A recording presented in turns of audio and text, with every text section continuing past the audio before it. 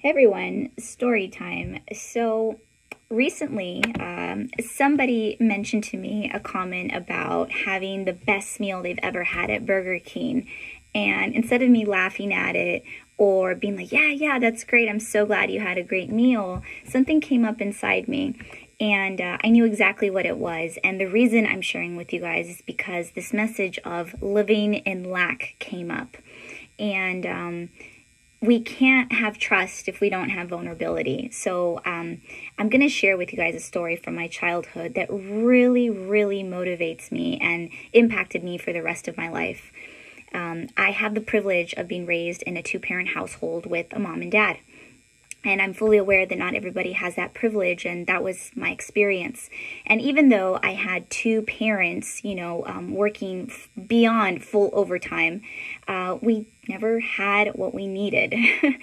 We had a roof over our heads and we had, rice and beans, so to say, on the table, but we never had extra. We never had what we needed in regards to what children might want to play with, or me telling my mom, hey mom, listen, like the new Scholastic list came out. Can I have these books? And my mom, at some point or another would say, you can choose one.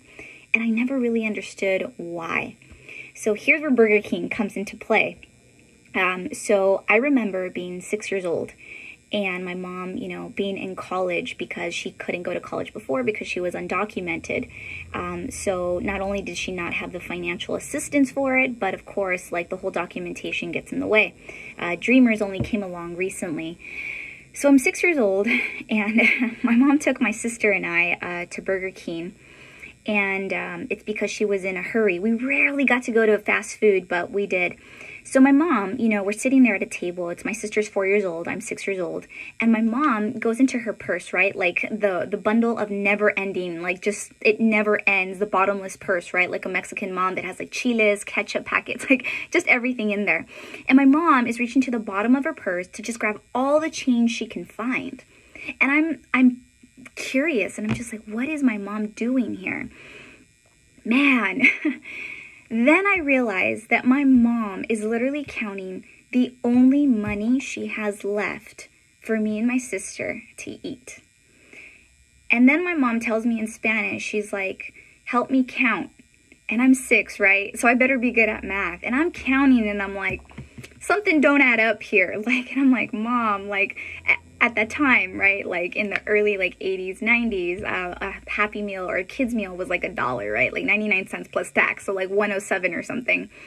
And we only had enough for one. We didn't have enough for two. So my mom looks at me with the most saddest face I've ever seen her look at me. And she goes, Mija, she goes, what do you want? Do you want the burger and the Coke, or do you want the fries and the toy? You have to split with your sister. And even at being 6 years old, even being that little, I understood that we were living in lack. I couldn't understand how my parents, both of them, working 12 hours a day, going to school, trying to better themselves. My dad learning English, my dad trying to pass his GED. I couldn't understand, how did my parents work so hard and still have so little? And this narrative in transparency and vulnerability of what I'm sharing with you guys, my childhood experiences like this, of learning about different parts of money, different parts of what does it mean to live in abundance versus living in lack, or the mindset, is literally what comes up with so many working professionals, especially therapists. And I can't help but notice that so many of my colleagues, friends, and just close people to me in the field are so amazing at what they do, and they're working so hard. And yet we still lack what we need. We still lack that time to go to our daughter's ballet class. We still lack that time for our self-care. We still are running to the bathroom and back because we're seeing clients back to back. Because otherwise, how else can we make a decent living when the industry has set the standard in regards to what insurance panels will pay us? And this is why I advocate so much for their therapists to go ahead and build their own empire, for therapists to educate themselves financially and to really learn about it. And transparently, this morning I got up at 5 a.m. Why? Because I have school today. Today is the weekend. Tomorrow I have school as well. But if I don't educate myself and I learn more about the business, about the model, about how to run things besides my clinical skills, I won't have a thriving business. And I just wanted to share that with you guys today, that none of us are exempt to having these experiences, but it's our choice whether or not we make a shift in our mindset. I've made a choice years ago, and thousands of dollars later, investing in multiple coaches, speaking coaches, training coaches, entrepreneurial coaches, business coaches, even a Spanish coach. Because, right, I have to learn. I have to walk my walk and talk my talk. And it's that investment that has really paid off. And waking up at 5 a.m., it's tough, but here we are, right?